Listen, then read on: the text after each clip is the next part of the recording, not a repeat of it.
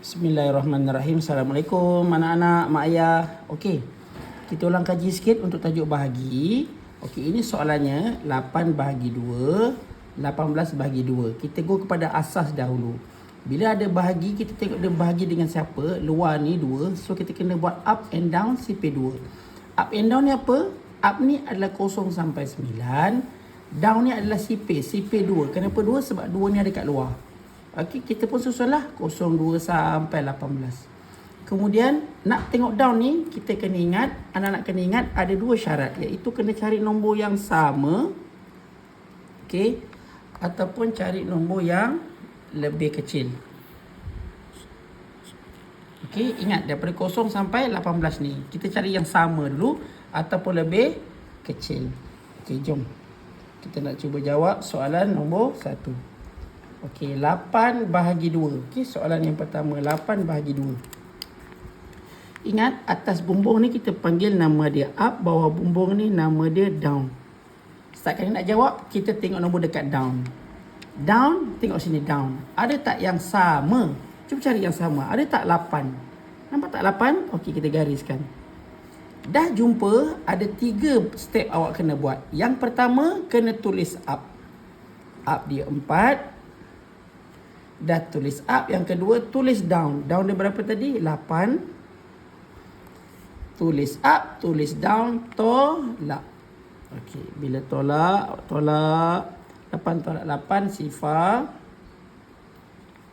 Okey, kemudian cuba tengok, ada orang tak lagi sebelah dia?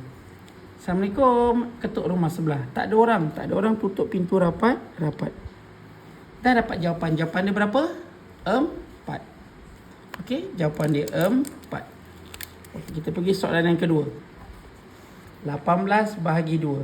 Pun sama juga, kita akan guna sifir yang sama. Okey. Tapi sekarang tengok ya. Kita ada nombor 1, kita ada nombor 8. Boleh tak terus pergi 18? Boleh. Tapi berhati-hati. Untuk permulaan jangan pergi dulu. Kita pergi satu per satu. Kita tengok 1 dulu. Okey, kita tengok 1 dulu. Ada tak down 1?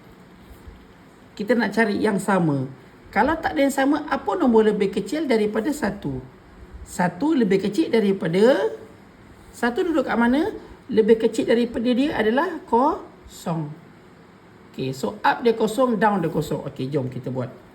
Up dia 0, down dia 0. Tulis up, tulis down, tolak. Garis sampai nilai tempat seterusnya. Okey. 1 tolak 0, 1. Belum siap lagi. Kita ketuk rumah sebelah. Assalamualaikum. Ada orang tak? Ada. Panggil turun bawah. So, kat down kita nak cek nombor berapa sekarang? 18. Ingat, syarat nak tengok down, syarat dia mesti sama. Ada tak sama dengan 18? Kita pun cari. Down. Ada tak 18? Tara, kita jumpa. So, kita gariskan. Ingat, dah garis 3 langkah. Tulis up.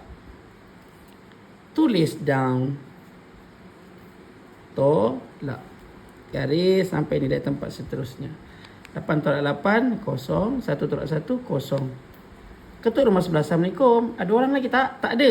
Tutup pintu rapat. Berapa jawapan kita? 9.